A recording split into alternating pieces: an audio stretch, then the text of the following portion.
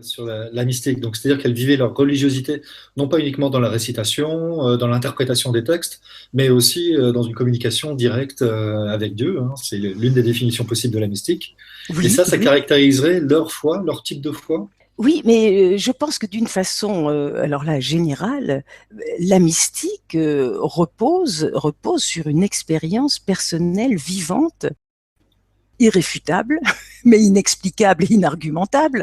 Donc c'est pourquoi, à travers, et là on peut vraiment élargir à toute la démarche, toute l'histoire de la mystique, ne serait-ce que la mystique chrétienne, mais on peut voir aussi la même chose dans d'autres aires culturelles, eh bien c'est pourquoi les figures mystiques où les femmes, en effet, sont beaucoup plus nombreuses. Bon, ce n'est pas une question de... enfin, c'est tout à fait étonnant de voir que les figures féminines sont beaucoup plus nombreuses dans la mystique. Eh bien, les mystiques ont toujours plus ou moins eu maille à partir avec les théologiens de leur temps. Bien Voilà. sûr. C'est peut-être un peu caricatural, mais les théologiens et ceux justement qui vont interroger honteusement, de façon ignominieuse, Marguerite Porret, donc là c'est après Edwige d'Anvers, pendant son procès, les théologiens, eux, se réfèrent au texte, à la doctrine, même s'ils n'ont pas d'expérience. Et la mystique, elle peut être illettrée, comme dit entre autres Hildegarde, qui n'était pas béguine. Ça veut dire illettré, ça veut dire on ne connaît pas le latin à cette époque-là. Ça ne veut pas dire qu'on ne sait pas lire ni écrire.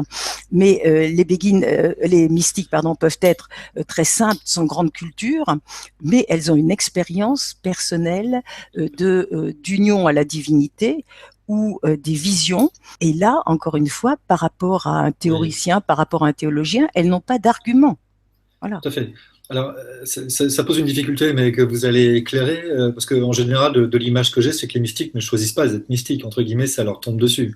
Et on peut difficilement imaginer une communauté qui se transmet des trucs, entre guillemets, vous m'excuserez le terme, pour être des mystiques. Mais voilà, de Ce toute sont, façon, pas plus qu'on enseigne l'amour, on enseigne la mystique. On peut en effet avoir de grands témoins, de grandes figures qui nous donnent envie, qui nous éveillent à.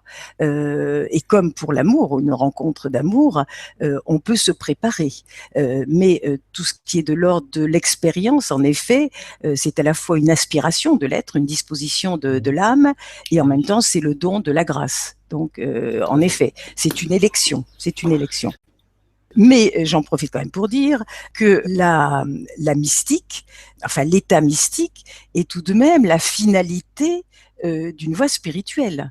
Ce que beaucoup de chrétiens, alors je ne vais pas particulièrement critiquer, mais quand même, catholiques et protestants, ils ont carrément éliminé la Oui, mystique. Mais en tout cas, les catholiques pensent encore que les mystiques sont des gens étranges, des ovnis, alors que la démarche mystique, c'est justement ce qui dépasse, oui, ce qui dépasse la dévotion convenue, la routine, d'accord. la pratique non, enfin banale, etc.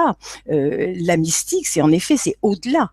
Et ce que encore l'orthodoxie a gardé, en effet, la dimension mystique, c'est devenir Dieu avec Dieu même, et ça c'est la formule de Hadwig d'Anvers, Edwige d'Anvers, devenir Dieu avec Dieu même, ce que reprendra Maître Eckhart. Tout à Rien fait. de moins à ce qu'on appelle la déification, la Hum. divinisation. Donc ça ne veut pas dire que tous les autres sont en dehors, ne sont pas spirituels, mais la mystique, c'est le couronnement, la fine fleur d'une voie spirituelle. Tout à fait. Alors,